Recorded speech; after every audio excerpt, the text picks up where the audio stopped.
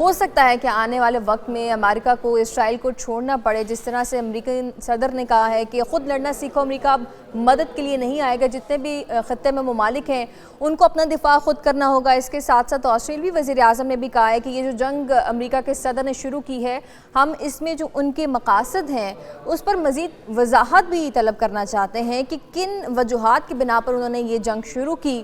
बहुत सारे इस तरह के ममालिक भी मौजूद हैं जिन्होंने अपनी बेसिस को अमेरिका के लिए इस्तेमाल करने से दो टोक उन्होंने मना कर दिया है।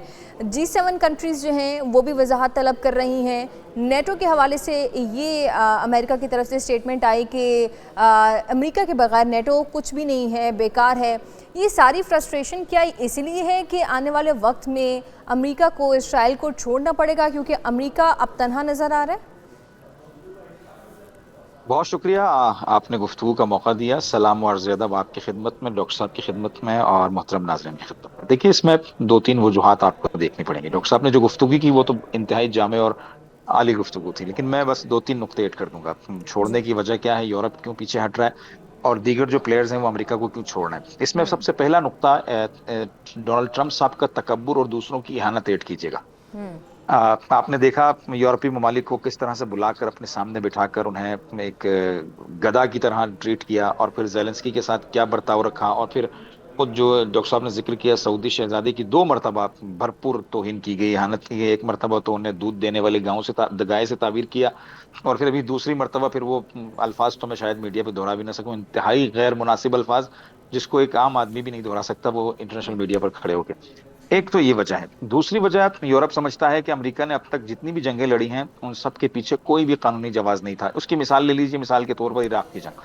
हम्म। 2003 में इराक की जंग शुरू की गई और क्लेम ये रखा गया कि वहां पर हम डेमोक्रेसी लेकर आएंगे। क्लेम ये रखा गया कि वहां पर केमिकल वेपन्स हैं और एटॉमिक वेपन्स की तरफ सद्दाम जा रहे हैं। आज ही मैं आपको स्पेनिश प्राइम मिनिस्टर का स्टेटमेंट पढ़ के सुना रहा हूँ। वो कहते हैं कि हम जी। जब ट्रंप ने उन पर तनकीद की तो उन्होंने कहा कि हम आपके इस सिलसिले के अंदर मजीद शामिल नहीं होंगे, क्योंकि 2003 में भी आपने हमको शामिल किया ये कहकर कि सदा इराक में हम डेमोक्रेसी लेकर आएंगे, और इराक में जो न्यूक्लियर वेपन सद्दाम जिनकी तरफ जा रहा है या केमिकल वेपन की तरफ जा रहा है जो दुनिया के लिए खतरात पैदा कर सकते हैं, उनको हम खत्म करेंगे। और हमने देखा कि आज 23 साल बाद खुद आप और आपका मीडिया और आपके लोग, आपकी इंटेलिजेंस ये कह रही होती है कि ऐसा कुछ भी नहीं था वहां पे, अपने मफाद की खातिर हमला किया गया। तो हम कब तक आपके मफाद का दिफा करते रहेंगे। ये सारी चीजें। और फिर तीसरा अहम तरीन नुकता जो है वो ये है कि यूरोप ने भी इस बात को इंडोर्स कर लिया है कि ईरान हम्म। को दिफाई तौर पर नाकाम करना या ईरान के ऊपर कब्जा करना ये उनका ख्वाब ख्याल है। चूंकि ईरान में ग्राउंड रियलिटीज कुछ और हैं। इनकी फोर्सेस, जैसे मैंने कई प्रोग्राम्स में जब मेरे दोस्तों ने कहा कि हिजबुल्लाह खत्म होने वाली है, कुछ एंकर्स ने या कुछ मेरे जो कुलीग्स थे उन्होंने कहा कि हिजबुल्लाह खत्म हो चुकी है, सिलसिला ये हो गया। मैंने उस वक्त भी कहा था, मैंने कहा रेजिस्टेंस मूवमेंट्स, जो रेवोल्यूशनरी मूवमेंट्स होती हैं वो खत्म नहीं होती हैं, उनको नुकसान पहुंचता है, वो दोबारा रिबिल्ड हो जाती हैं, क्योंकि वो अपनी सियासत या मफादात की जंग नहीं लड़ रही होती हैं, वो अपनी जमीन और अपने नजरिए के पीछे कुर्बानी देने वाले लोग होते हैं। मैंने कहा आप देखेंगे एक वक्त आएगा हिजबुल्लाह दोबारा उठेगी और इससे ज्यादा मजबूत तरीके से, क्योंकि हम्म। हिजबुल्लाह बहुत कमजोर थी, इस स्टेज पर आई, कई बार टूटी फिर उठी, कई बार टूटी फिर उठी, फिर उठेगी। सिर्फ हिजबुल्लाह का मामला नहीं है, चाहे आप हौसियों को ले लें, इस खत्ते के अंदर किसी भी रेजिस्टेंस मूवमेंट को ले लें, वो अपनी जमीन का दिफा कर रहे होते हैं, अपने लोगों का और अपने नजरियात का दिफा कर रहे होते हैं। तो उनके अंदर हर आदमी लीडर होता है। उनके यहाँ 4 6 8 10 12 20 लोगों के गुजर जाने से कोई फर्क नहीं पड़ता है। वो लेयर्स उनकी होती हैं, लीडरशिप की लेयर्स होती हैं। और अभी आप ईरान में देख रही हैं ये जो वॉर हो रही है, जी। डिसेंट्रलाइज जो डिलीवरी सिस्टम इनका है वो यही है। कितने जर्नलिस्ट को इनके पिछली जंग में शहीद किया, उसके बाद कितने जर्नलिस्ट को इनकी इस जंग में शहीद किया गया, उसके बावजूद भी इनका डिलीवरी सिस्टम बिल्कुल फाल है। अमेरिका, वो मार्को रूबियो और उनके जो वजीर दिफा हैं वो सब यही कह रहे हैं कि हम परेशान हैं कि ईरान में हुकूमत कौन कर रहा है और ये सारा निजाम कौन चला रहा है। हम्म। ये इनको इनको समझने में अभी 10 15 साल का अरसा लगेगा। और आप यकीन कीजिए ये जो डिसेंट्रलाइज डिलीवरी सिस्टम है या डिसेंट्रलाइज जो कमांड है, ये दुनिया के वॉर कॉलेजेस के अंदर अगले 10 20 साल तक पढ़ाया जाएगा कि ईरान ने दुनिया की वर्ल्ड पावर को कैसे झुकाया। तो ये सारे खित्ते देख रहे हैं कि अमेरिका का वो भरम अब रहा ही नहीं है कि जो 31 दिन गुजर चुके हैं, आज 32वें हम्म। दिन की रात है। अमेरिका किसी एक मकसद में कामयाब नहीं हुआ। डोनाल्ड ट्रंप आए थे रिजीम चेंज करने के लिए, वो रिजीम और मजबूत हो गई है। मैं ईरान की कंडीशन आपको बता रहा हूं, ईरान का बच्चा बच्चा अब नारा लगा रहा है अल्लाह अकबर, और हम जमहूरी इस्लामी की पुश्त पर खड़े हैं, अपनी फोर्सेस की पुश्त पर खड़े हैं। रात को ईरान के अंदर दिन का समा होता है, लोग निकल कर नारे लगाते हैं, खुसूसी तौर पर जहां अमेरिका ने लोकल आबादियों को हिट किया होता है वहां पर लाखों का इज्तिमा जमा होता है।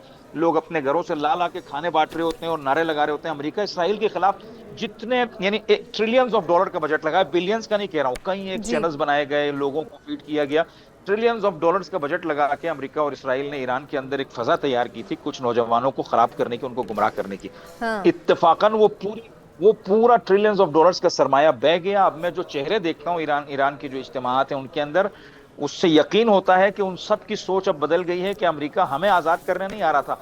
ट्रंप साहब ने खुल के जो आज बयान दिया, ये तो बिल्कुल जलती पे तेल का काम हो गया कि ईरान में मुझे सिर्फ तेल चाहिए, मेरा और कोई मकसद नहीं है। और आज एक और बयान दिया उन्होंने कि न्यूक्लियर जो है, वो न्यूक्लियर जो एनरिच्ड यूरेनियम है वो जमीन के अंदर इतनी गहराई में और इतने उम्क में छुपाया गया है कि उसको निकालना आसान नहीं है, लिहाजा अब न्यूक्लियर मेरा मौजूद बहस नहीं है। न्यूक्लियर इनका मौजूद बहस नहीं रहा, रिजिम चेंज इनका मौजूद बहस नहीं रहा। आप नए हुर्मुज को, स्टेट ऑफ हुर्मुज को भी अब ये छोड़ने की बातें कर रहे हैं कि किसी तरह इस दलदल से निकलें।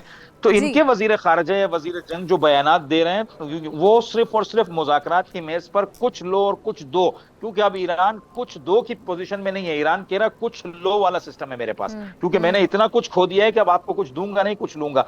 तो ये जो बयानात आप देख रही हैं, और फिर डॉक्टर साहब ने हिजबुल्लाह इसराइल के बारे में तो आपको क्लियर बता दिया। मैं पोजीशन बताऊंगा तो आप परेशान हो जाएंगी। जो वीडियोस मैंने देखी हैं मैं हिल गया हूं।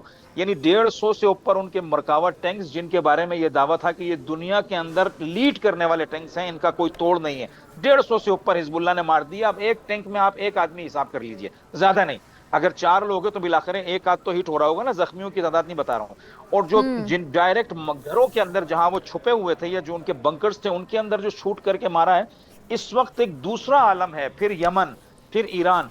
तो जैसे आप देखेंगी ये खलीजी ममालिक से अमरीकी जैसे ही निकलेंगे, क्योंकि आज अमेरिका के एक न्यूज़पेपर में पढ़ रहा था कि इसराइल के जो मकासद हैं वो अलग हैं, अमेरिका के अलग हैं।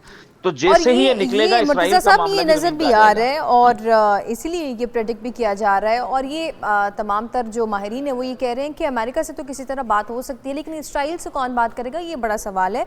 और जिस तरह आपने ईरानियों के हौसले की बात की, तो कल हमारे साथ तेहरान में सहाफ़ी मौजूद थे, हसन रज़ा नकवी साहब, वो बता रहे थे कि यहाँ के कैपिटल के अंदर हर शाम को 30 मुख्तलिफ मकामात हैं जहाँ पर लोग इकट्ठे होते हैं। और रिसेंटली हमने ये ख़बर भी देखी और विजुअल्स भी देखिए कि जो ईरानी सदर हैं वो बाहर मार्केट में निकले और इतने लाइफ थ्रेट्स होने के बावजूद भी लोगों से मिले, लोगों से डिस्कस किया, ज़िंदगी के बारे में पूछा, क्या चल रहा है क्या नहीं चल रहा। तो ये उनका हौसला ही है जो हम देख रहे हैं कि सुपर पावर अमेरिका जितनी भी कोशिश कर रहा है उनको हराने की, लेकिन वो अपने मकसद में इस वक्त कामयाब ही नज़र आ रहे हैं। और उनकी ये जो स्टेटमेंट थी कि जो मुल्क शर्तें रखेगा वही जंग का फातेह होगा, यही बहुत बड़ी स्टेटमेंट थी अमेरिका को ललकारने के लिए।